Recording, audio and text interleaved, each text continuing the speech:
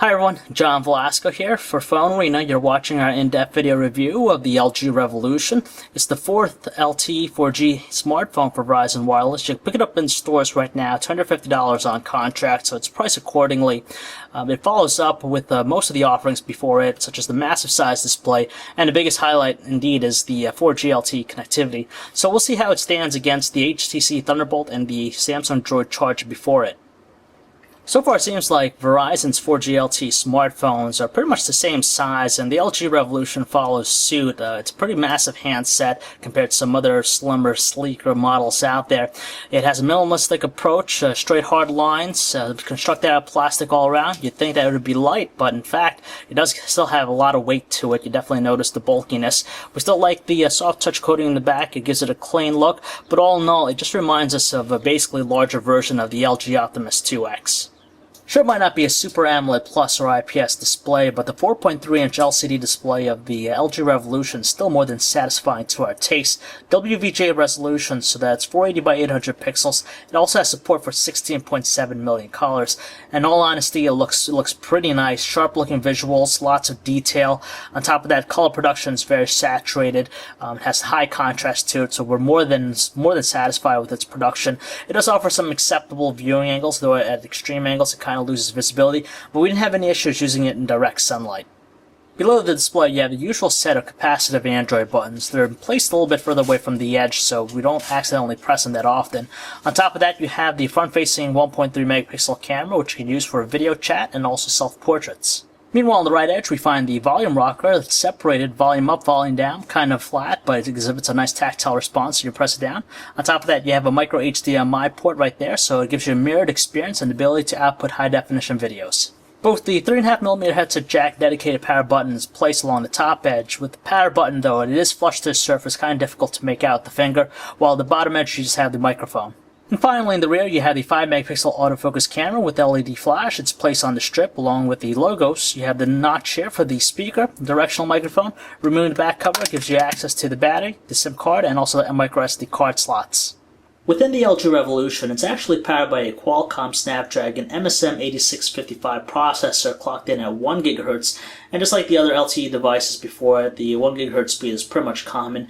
It does a pretty good job also as far as being responsive. You can tell just navigating across the home screen here with the live wallpaper activated. It's doing a pretty good job, a little bit better when it's a static wallpaper, but for other basic operations like kinetic scrolling, you can tell it's also pretty tight with its control, so we're more than satisfied with its performance. As you probably tell as we're navigating across the home screens with all the different widgets, the LG Revolution offers a customized Android experience run on top of Android 2.2 Froyo, so it's not Gingerbread, but you still have all the features you commonly expect. It's the same exact interface that we find on the LG Optimus 2X. A lot of useful widgets directly on the home screen for quick access. The handset has been Bingified, as you could tell, so you don't have things like the Google search on here, so if you hit the search button on the phone, it's going to give you a Bing search instead. If you execute a pinch gesture the home screen, it's going to give you the helicopter view to view all the home screens simultaneously, easily jump into any one of them very quickly. The other confusing thing about it is just the layout of the app panel. Initially, by default, it's categorized to different areas: communication, news and search, media, and tools and downloads. So it can be a little bit frustrating finding a specific item, but luckily you can always manage those categories and even go back to a default listing view, which is in alphabetical order. Thanks to its massive display, the LG Revolution offers a pretty good messaging experience just because there's plenty of real estate for our fingers to work with. The keyboard here is the LG one. As you can tell, it's more than responsive to the touch, so speed typer is not going to have any problem. Our only issue is just with the enter key. It's placed more to the left instead of the bottom right corner where you usually find it. But of course, you could always switch to landscape, which gives you a little bit more room, a lot easier for fingers, and you also have the swipe keyboard as well. There's nothing out of the ordinary with the Gmail experience on the LG Revolution. It's pretty much straightforward like any other Android device out there. You have a lot of features like threaded conversations, the ability to label stuff. Setup is pretty simple. Username and password 9 out of 10 times. And in some cases for other specific clients, it might ask for additional pieces of information. Obviously, the biggest highlight about the LG Revolution is the fact that it is a 4G LTE device, so if you're in an area that has coverage, you can expect faster data speeds. Pages load up in a really quick manner. But as far as the overall web browsing experience, it's pretty decent, just like most other high-end smartphones. You could double tap a specific area to zoom in, and of course it's fairly responsive to the touch with kinetic scrolling. You have pinch gestures to zoom in, zoom out. Every now and then it might lag, especially if there's a lot of flash content, but it still has a pretty good speed to it, and has support for flash obviously, so you get that rich desktop-like experience. Initially, when you play a song, it might look like any generic music player out there just because it displays the usual set of content, the album cover, track information, on-screen controls. You can quickly browse through your songs by doing a swipe gesture like that. But if you place it to landscape, it's going to give you this alternative view, which is pretty nice, just because it's not something you commonly find with other music players out there. It gives a nice presentation just like that. And of course, when you get back to the home screen, you can still get access with the mini player within the notifications panel. And finally, if you turn on the device in the lock screen, you still have controls right there, so it's pretty neat. In terms of audio quality with the speakerphone, it's not the most strongest out there. It's kind of shrill on the loudest setting, but it's kind of missing those deep tones. Partly due to its brilliant looking display, watching videos on the LG Revolution is more than satisfying enough. The video we have here is encoded in MPEG-4 1280 by 720 resolution. There's plenty of rich details with it. Color production is nice as well. And overall, it plays back pretty smoothly. When it comes to other preloaded applications with the LG Revolution, you get quite a handful, especially Verizon branded ones. You have things like the Amazon Kindle app, Blockbuster, BitBop. You have some games like Let's Golf 2, Rhapsody, Rock Band, Slacker, just a bunch of different VCast branded ones as well, but very few in terms of Google applications. You have Bing here, which is basically your area for all your searches and also your maps.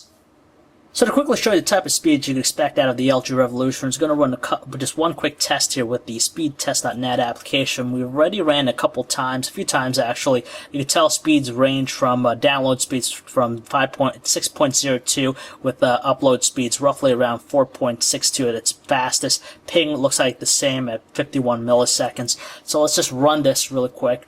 You can tell the ping is pretty much standard, 57 milliseconds here. Download speeds right now hovering around 4 megabits per second. I'm just going to wait for this to finish up. So depending on time of day, of course, it'll fluctuate in speeds.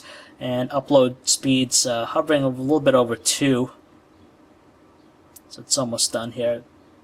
1.97 megabits per second. Still a lot faster than Verizon's 3G devices.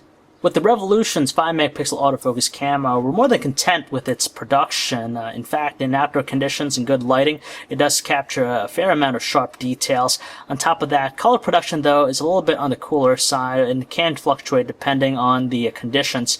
While it does a great job in as far as macro shots, and indoors under low lighting, of course, the quality is lessened and the color might look a little bit off, but with the LED flash, it does a wonderful job in illuminating the scenery.